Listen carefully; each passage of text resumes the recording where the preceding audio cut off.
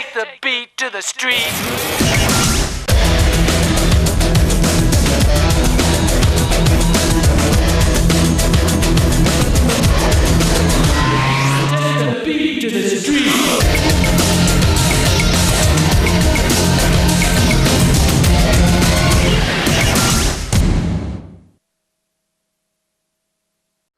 Živijo. Soncem obsijano ozračje bomo še nekoliko segreli z naslednjimi zanimivimi prispevki. Obiskali smo dobrodelno modno revijo mladih. Miha Šalehar nam bo slikal sodobno stanje v medijih, skupina DMP pa se vrača z novim singlom Balet. Predstavili bomo perspektivne mlade saksofoniste in se s Tamaro Vonta podali na priljubljeno romarsko pot Camino. Uživajte!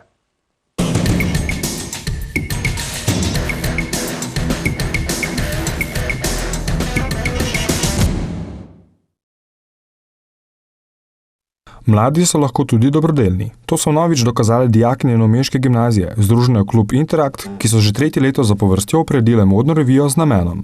Akcija je iz leta v leto bolj uspešna, tudi mladi imajo vedno več izkušenj pri organizaciji projekta.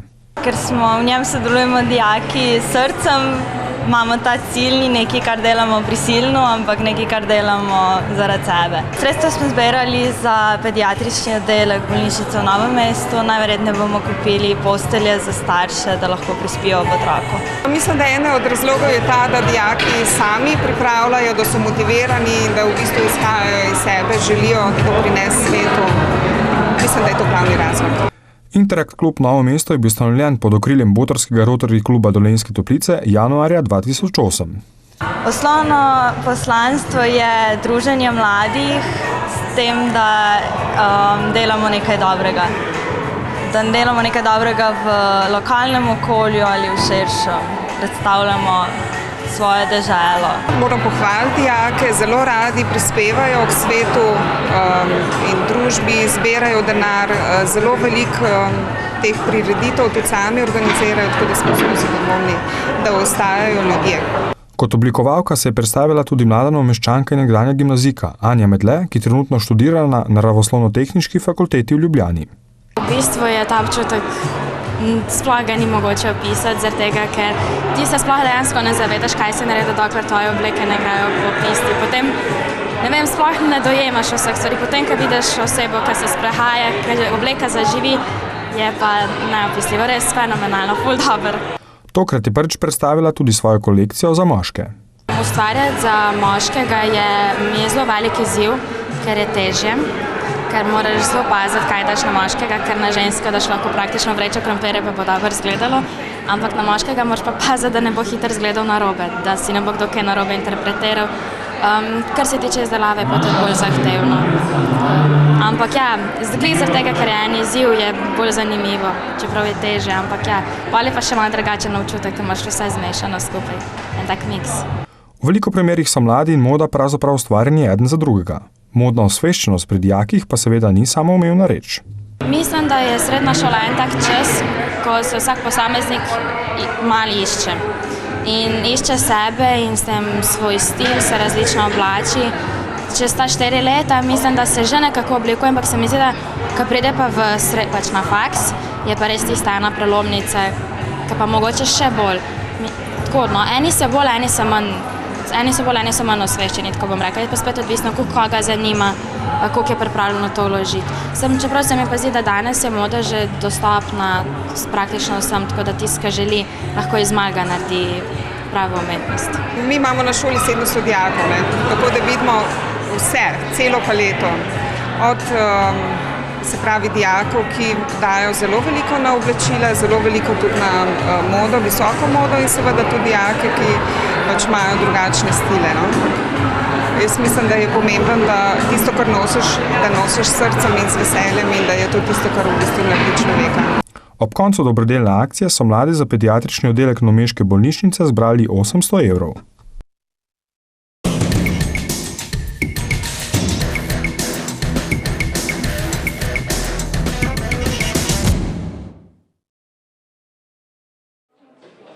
Miha Šalehar je dolgoletni radijski voditelj in moderator, voditelj televizijskih oddaj, glasbenik in avtor besedil. Diplomiral je na fakulteti za multimedije in v zadnjih letih ustvaril nekaj izjemno priljubljenih avtorskih radijskih oddaj, ki slovijo po svojem specifičnem slogu. Kot tak seveda dobro pozna aktualno situacijo v medijih, v katerih aktivno deluje že kar nekaj let. Recimo, da sem že več kot 10, mogoče celo 15, ampak ja, razlika je kar očitna. No, definitivno se je cel kup neodvisnih pa elektronskih pa takih medijev, ki so vezani, bom rekel, ne na ta koncept, ko eden oddaja vsem, ampak v smislu tega internetnega mreženja, to je ful razlika. Ne. Pa ta, bom rekel, ključna distinkcija se pa vzpostavlja med zasebnimi pa javnimi mediji. Ne. Njegov primarni medij je še vedno radio, katerega vloga se je v zadnjih letih redefinirala. Se mi zdi, da ima radio eno tako hecno zgodbo, ne, glede na to, da je pred leti kazalo, da je to že tak skoraj pozabljen medij. Se mi zdi, da se je skozi to neko hipstersko špranjo spet ušunjal nazaj, ne, ali je pa, bom rekel, ob dejstvu, ne, da so vse te medije, ki so hkrati tudi vizualni, ne, da jih je preplavila ta neka korporativna estetika, ne, seveda tudi s korporativno ideologijo, ne, od Hollywooda do oglasov, do tega, da je mogoče radio ravno zato, ker je bil že skoraj odpisan, bom rekel, obdržal neko držo ali pa nek način, ki je bližje temu, kar bi mediji pravzaprav morali početi, to je pač servisirati interes javnosti. Zase rad pravi, da je poklicni nebulotik. To je pa problem poklicnega nebulotika, ne, ker te svoje vloge še ni definiral. Ne vem, pravzaprav ne vem, se mi zdi, da je to vloga enega pretvornika, ne. Imaš vstopne informacije pa izstopne informacije. Ne. Kaj točno se pa z njimi dogaja, pa kakšen je smisel tistih vstopnih, pa še izstopnih pa še sam nisem pogruntal. Z dobro mero kritičnosti, ironije in cinizma nam ponujajo ponovni premislek teme, za katere se zdi, da so se že dobra udomačile v našem vsakdanu, pa vendar odpirajo nova vprašanja in poglede. Kritičen pogled se mi zdi, da je pomemben zato, da premoremo v glavi nek instrumentarij, s katerim lahko vrednotno nek čas, nek trenutek ocenjujemo družbo, sami sebe, se mogoče odločimo za neke prave korake, kaj pa vem. Se mi zdi, da je ključno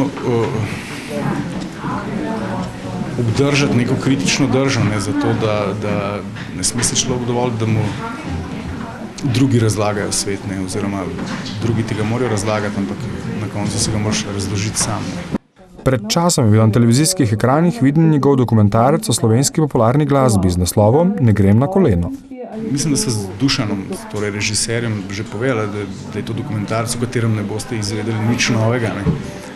Pač ideja je bila predstaviti neko sceno, ki se dogaja in je po nekih kazalcih, bi lahko rekla, slovenski mainstream, ne, po ekonomskih vsekakor, ne, pa po množičnosti udeležbe, ne, na teh veselicah / koncertih.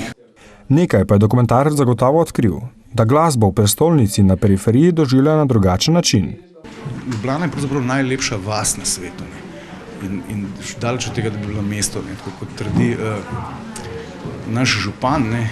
Osebno sem imel izkušnjo prav tukaj v Novem mestu, ne, pred novim letom, da je samo jedro bistveno bolj urbano in tako, bom rekel, poseljeno z enimi ful zanimivimi ljudmi, ki dejansko počnejo ene blazno zanimive zgodbe in se da z njimi v vseh kafičih ob šanku blazno zanimive stvari pogovarjati. No, to pogrešam v Ljubljani. Ne. Se mi zdi, da je Ljubljana neka, zdaj spet posplošujem, ampak Ljubljana je neka šminkerija, ne. Se pravi, ki je pravzaprav sestavljena iz samih perifercev, ki pravzaprav zanikajo svojo perifernost. Šalehar verjame, da morajo Ljubljančani preprosto sprejeti svojo kmečkost. Pogovor z njim je bilo sklepno dejanje letošnjih pop slastic. Namen tega projekta, ki ga izvajamo že 5. leto zapored v naši knjižnici, je prav gotovo širjenje bralne kulture mladih. Se pravi, da skušamo mladim na zanimiv, kvaliteten in pa aktualen način približati neke bralne vsebine, kritično misel, širiti bralno pismenost in pa kulturno povezovati tudi z ostalimi vsebinami.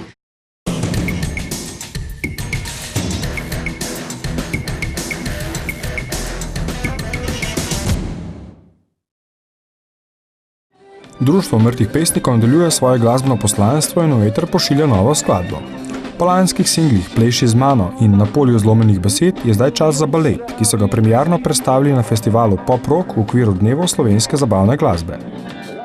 Zgodba je dolga, komad je nastal leta 2005, prvič smo ga posneli tam nekje. In je bil že mišljen za album Vojna in mir, ampak ga nismo objavili.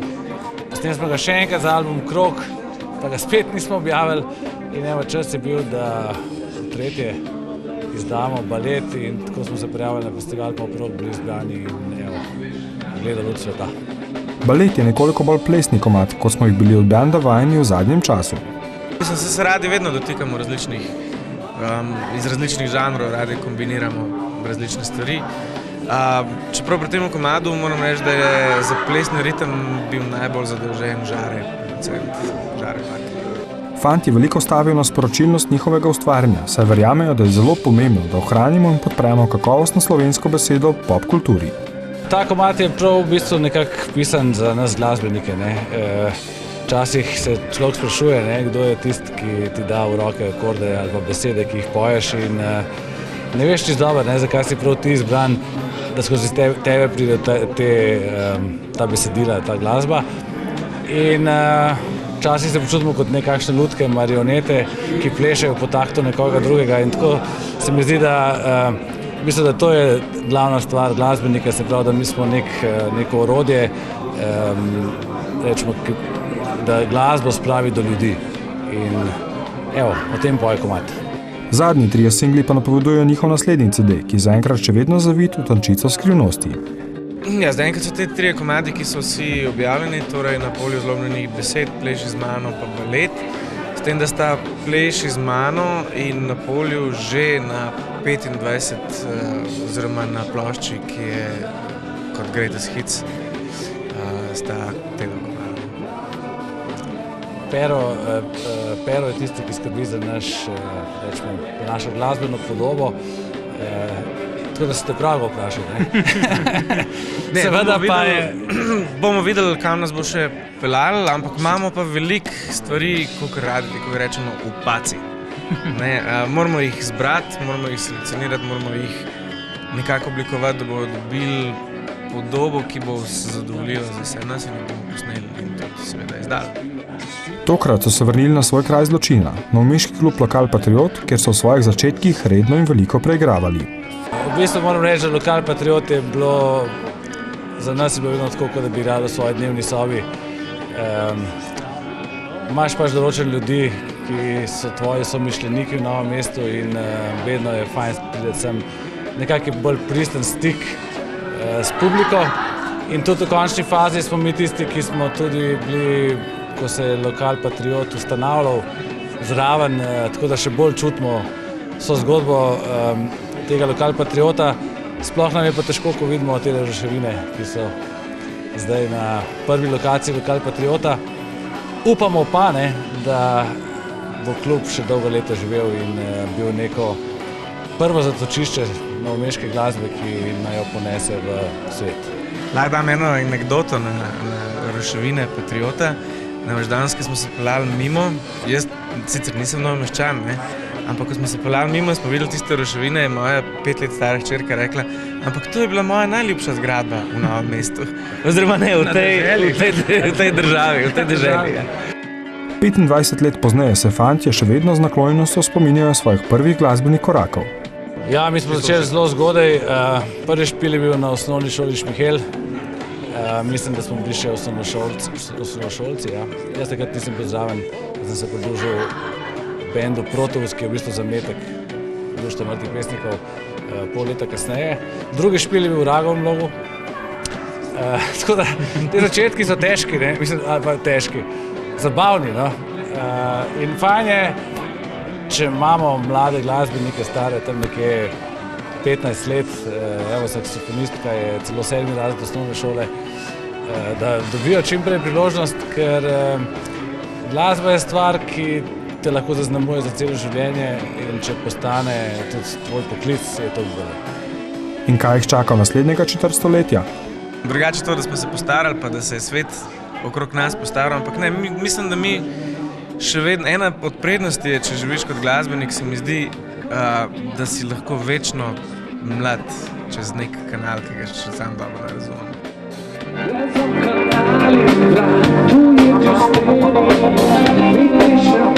je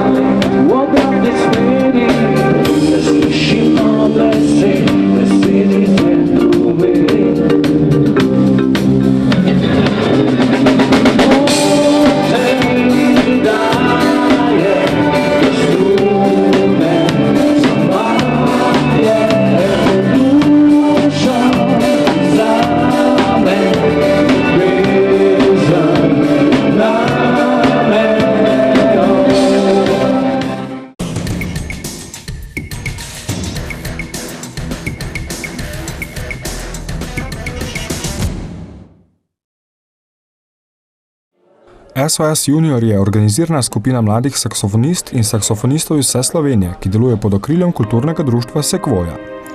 Orkester deluje od leta 2012 in šteje 45 članov. Osnovni cilj saksofonskega orkestra je vzgajati mlade v orkestrskem gibanju.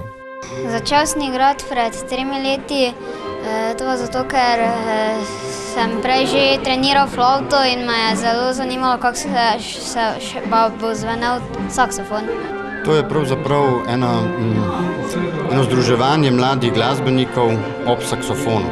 To je zelo na kratko, ampak pravzaprav je pa to glasbeno druženje mladih saksofonistov iz Slovenije, ki želijo poleg glasbenega izobraževanja v klasičnem smislu kot glasbene šole nekako svoje znanje o saksofonu s saksofonom in pa z dobro družbo vrstnikov in pa priznanih mentorjev še nadgrajevati. Tokrat so se modili v Straškem hramu kulture, tudi sicer pa so bili gostje občine cel dan. Mi smo prišli dopoldne in smo imeli nekako intenzivne vaje, oziroma 3-4 ure smo dobro se pripravljali, vadili naš program, ki ga nekako konec avgusta na poletnih šolah, kjer se zberemo po počitnicah, zastavimo in tam prvič v bistvu naštudiramo. Potem pa preko leta, šolskega leta govorim, od septembra pa nekje do junija predstavimo, kamorkoli nas pot zanese, nas povabijo. In glede na to, da sodelujejo glasbeniki že iz preko 14 glasbenih šol iz cele Slovenije, potem v bistvu pridemo na povabilo lokalnega organizatorja, v tem primeru družine Kren. Zanimanje je bilo ogromno, tudi starši, recimo starši smo peljali malo po straži, so z velikim odobravanjem to sprejeli in zelo lepo je bilo sprejeto vse skupaj, otroci so cel dan vadijo tukaj. Vedno več mladih se odloča za igranje saksofona. Jaz mislim, da je saksofon kar bolj popularen inštrument. Tudi kot pedagog, kot sam, kot vidim, rečemo pri vpisu v nižjo šolo, ko se otroci vpisujejo, seveda klavir, kitara in taki inštrumenti prednjačijo, pa flauta, ampak potem je pa že saksofon med pihali kar mogoče za flautu takoj po množičnosti. Eden ciljev orkestra SOS Junior je tudi ta, da mladim čim prej in čim pogosteje omogoči nastopanje na večjih ali manjših odrih. Meni tudi kot samemu, kot koncertantu oziroma kot komornemu glasbeniku že več vrsto let že nastopam.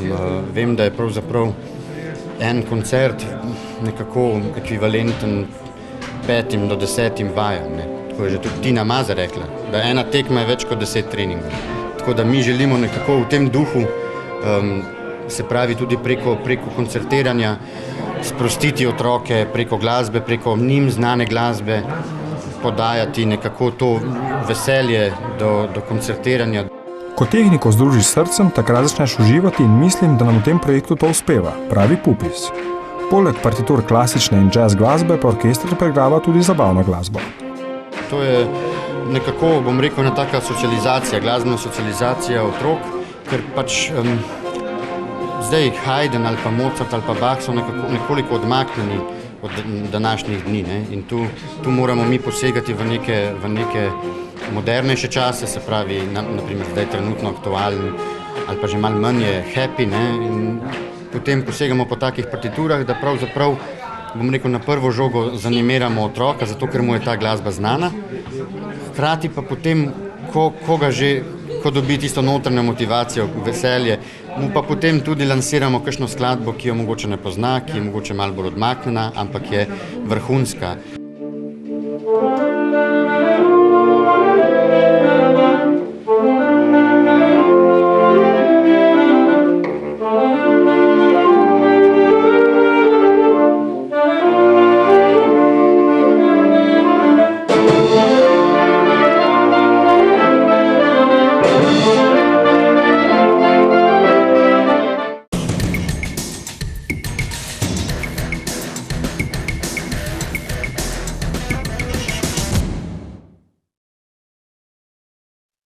Nedavno se je novinarka in nekdanja TV voditeljica Tamara Vonta podala na 800 km dolgo samotno pot, imenovano Camino, ki so v dolgih stoletjih prehodili številni romarji, kralji, kraljice, plemiči, verniki, povsem običajni ljudje, v zadnjih desetletjih pa je vse bolj priljubljena med pohodniki.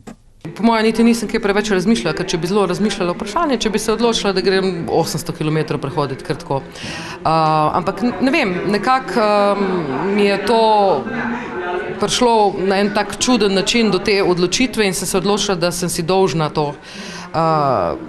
V meni se je zbudilo prav eno tako vznemirjenje, eno hrepenenje po tej poti. Vse, kar je obstajalo, sem prebrala, slišala, pogovarjala sem se z ljudmi o tem in sem vedela, da v bistvu me čaka, da me kliče, pravi, da Camino kliče.